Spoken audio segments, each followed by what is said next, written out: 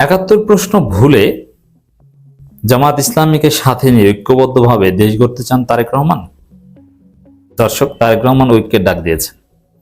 জুলাই উপলক্ষে তিনি বলেছেন যে ভেদাভেদ ভুলে আমাদেরকে ঐক্যবদ্ধভাবে এগিয়ে যেতে হবে, যে প্রতিশোধ নয়, আমাদেরকে এগিয়ে যেতে হবে। এবং প্রায়ই প্রধানমন্ত্রী ঐক্যের কথা বলেন। জাতীয় সংসদও বাজেট অধিবেশনের শেষের দিকে ঐক্যের কথা বলেছেন। তো দর্শক, এখন এই ঐক্যটা কি? এখানে আরেকটা সিগনিফিকেন্ট কথা, যে জাতিকে বিভক্ত করে দেশ এগিয়ে নেওয়া যায় না। এর মানে জাতি বিভক্ত করা যাবে না, আমাদেরকে ঐক্যবদ্ধ হতে হবে। এই বিভক্ত করা বলতে কি বোঝায় এবং ঐক্যবদ্ধ কিভাবে হওয়া যায়, এটার সাথে ওতপ্রোতভাবে জড়িত ৭১ প্রশ্ন। মনে রাখবেন, জাতি বিভক্ত, বাংলাদেশকে দুই মেরুতে বিভক্ত করেছিল হাসিনা কৃত্রিমভাবে, অন্যায়ভাবে। কি? যে হাসিনাকে বলতো যে হাসিনার সাথে যারা, তারা হচ্ছে মুক্তিযুদ্ধের পক্ষের, আর যারাই হাসিনা বিরোধী, হোক সে সেক্টর কমান্ডার অথবা যত বড় মুক্তিযোদ্ধা, না, এরা সবাই স্বাধীনতা বিরোধী। এই জন্য জিয়াউর রহমান হাসিনার কাছে ছিল রাজাকার। আপনি চিন্তা করেন, স্বাধীনতা বিরোধী রাজাকার, এই গালিটা, এই ট্যাগটা, এটা যে কতটা জঘন্য। যে জিয়াউর রহমান ছিল পাকিস্তানের চর, এর মানে যারাই হাসিনা বিরোধী, যারাই ভারতের আধিপত্যবাদ বিরোধী, এরা সবাই রাজাকার, স্বাধীনতা বিরোধী। এবং ইসলামপন্থী হুজুর, এমনকি আল্লামা আহমদ শফিকেও কিন্তু শাহরিয়ার কবিরেরা আওয়ামী লীগ একদম যুদ্ধাপরাধী বানিয়ে ফেলেছিল। এবং জামাত নেতাদের যে গ্রাউন্ডে যে অভিযোগে ফাঁসি দিয়েছিল, ঠিক ওই রকম অভিযোগ সাজিয়ে আহমদ শফিকে ফাঁসি দেওয়ার কোনো ব্যাপারই ছিল না। তিনি চট্টগ্রামে কি করেছিলেন, মুজাহিদ কমিটি করেছিলেন কি, এগুলো সবকিছু বের হয়ে এসেছে। এর মানে হাসিনার রাজনীতি ছিল, ফেসিবাদী আমলের রাজনীতি ছিল পুরো জাতিকে দুই ভাগে বিভক্ত করা, মুক্তিযুদ্ধের পক্ষের, মুক্তিযুদ্ধের বিপক্ষের। এবং এটাকে কিন্তু, এই যে বাইনারি, এখানে আরো কিছু কোয়ালিটি আছে। যারা হাসিনার মতে মুক্তিযুদ্ধের পক্ষে, তারা হবে প্রগতিশীল, তারা হবে ভারতপন্থী, ইত্যাদি ইত্যাদি। আর যারা হাসিনার বিরুদ্ধে, তারা হবে ইসলামপন্থী, তারা হবে দক্ষিণপন্থী, তারা হবে মৌলবাদী। আবার তাদের আরো পরিচয় আছে, তারা স্বাধীনতা বিরোধী, রাজাকার, জঙ্গি, পাকিস্তানপন্থী, এরকম আরো অনেক পরিচয় আছে। তার প্রগতিশীলতা বিরোধী, নারী উন্নয়ন বিরোধী। এইভাবে জাতিকে বিভক্ত করেছিল। এমনকি আমরা শাহবাগ শাপলা যে বিতর্ক করি, বা 2013 সালে যে শাহবাগ, সেখান থেকে বোঝা যায় যে জাতিটা দুই ভাগে বিভক্ত করার সুযোগ দিয়েছিল হাসিনা। তখনকার সময় আলেম ওলামা, গবেষক, মাহমুদুর রহমান, এরা সবাই বলতেন ইসলামের পক্ষের, ইসলামের বিপক্ষের। তখন বিএনপিও ছিল ইসলামের পক্ষের। তো এইভাবে বিভাজন তৈরি করে ফেসিবাদ কায়েম করা যায়, কিন্তু জাতিকে এগিয়ে নেওয়া যায় না। যার ফলে হাসিনা ফেসিবাদ কায়েম করেছেন এবং দেশকে এগিয়ে নিতে পারেননি।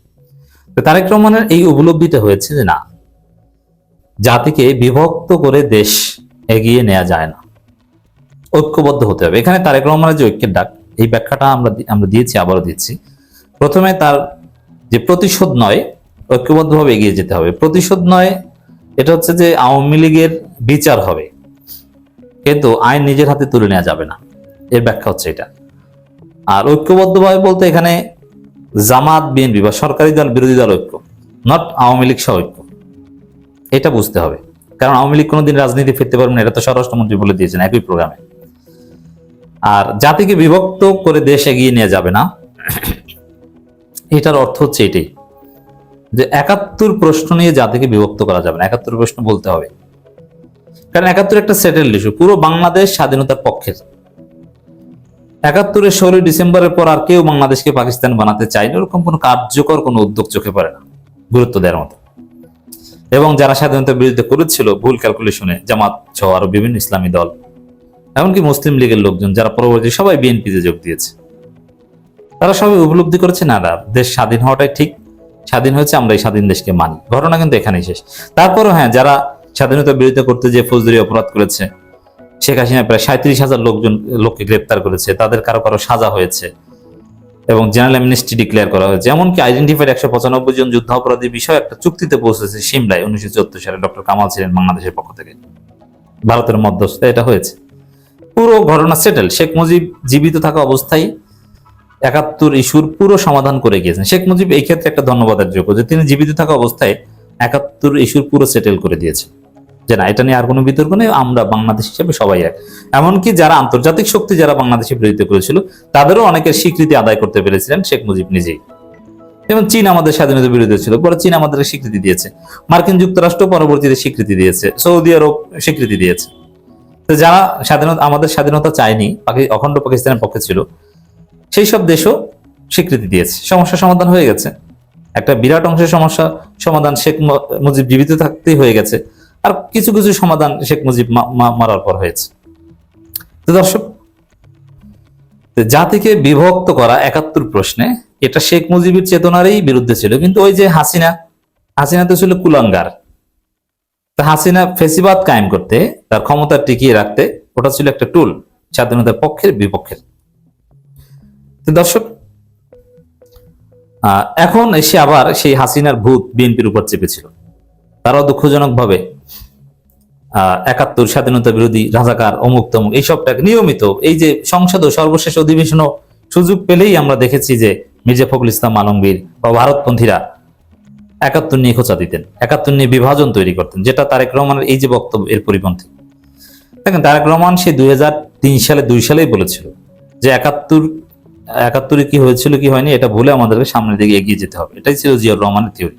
এই জন্যই জিয়াউর রহমান একজন রাজাকারকে প্রধানমন্ত্রী বানিয়েছিলেন, বিএনপি রাজাকারকে প্রেসিডেন্ট বানিয়েছিল, ১৫ জন একদম সরাসরি রাজাকারকে, সাজাপ্রাপ্ত রাজাকার, এদেরকে মন্ত্রী বানিয়েছিল।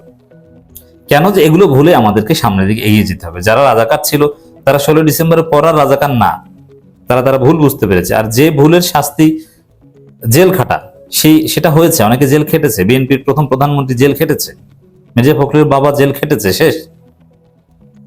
তো এই জন্য এই যে তারেক রহমান যে ঐক্যের কথা বলেছেন, এই ঐক্যের নিঃসন্দেহে তাৎপর্য হচ্ছে